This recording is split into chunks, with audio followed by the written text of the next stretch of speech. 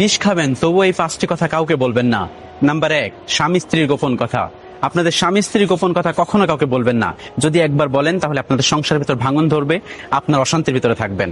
কখনোই স্বামী স্ত্রীর গোপন কথা কাউকে বলবেন না যদি জীবনে সুখ পেতে চান, সুখী হতে চান। নাম্বার 2, আপনার খারাপ কাজের কথা। আপনি যদি কখনো কোনো খারাপ কাজ করে থাকেন সেটা মানুষের সঙ্গে শেয়ার করবেন না। যদি কখনো কোনোভাবে শেয়ার করেন তাহলে কিন্তু আপনি সুখে থাকতে পারবেন না, ভালো থাকতে পারবেন না। সেজন্য আপনার খারাপ কাজের কথাও কাউকে শেয়ার করবেন না। নাম্বার 3, আপনার উপার্জনের কথা। আপনার উপার্জনের কথাও কাউকে বলবেন না। আপনি কত টাকা বেতন পান, কত টাকা স্যালারি পান, কোথায় চাকরি করেন, এগুলো বলার আসলে দরকার নাই। মানুষের বদনজর লাগে। মানুষের বদনজর কিন্তু সত্য। নবী করিম সাল্লাল্লাহু আলাইহি সাল্লাম বলেছেন, মানুষের বদনজর এত খারাপ, একটা জীবন্ত উটকে কড়াই পর্যন্ত নিয়ে আসে। এটা হচ্ছে বদনজর। সেজন্য কখনোই ভালো থাকতে চাইলে, সুখে থাকতে চাইলে আপনার উপার্জনের কথা কাউকে বলবেন না।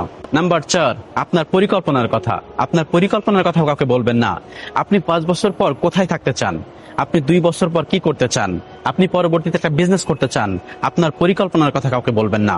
কারণ মানুষ এটা নিয়ে উপহাস করতে পারে, আপনার এই স্বপ্নটা ভেঙে যেতে পারে, বা মানুষ কটূক্তি করতে পারে, আপনার স্বপ্ন জাগার ইচ্ছা জাগবে না। মানুষের সাথে কখনোই আপনার পরিকল্পনার কথা শেয়ার করবেন না যদি আপনি সুখে থাকতে চান, ভালো থাকতে চান। এবং নাম্বার 5, আপনি যদি জ্ঞানী হন সেটা কাউকে বলে বেড়াবেন না। আপনি জ্ঞানী ঠিক আছে, আপনার ভিতরে জ্ঞান রাখুন।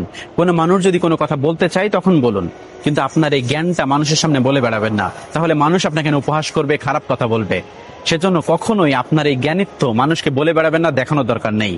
জীবনে যদি সুখ পেতে চান, সুখী হতে চান, এই 5টি কথা সবসময় মনে রাখবেন, সবসময় মেনে চলবেন।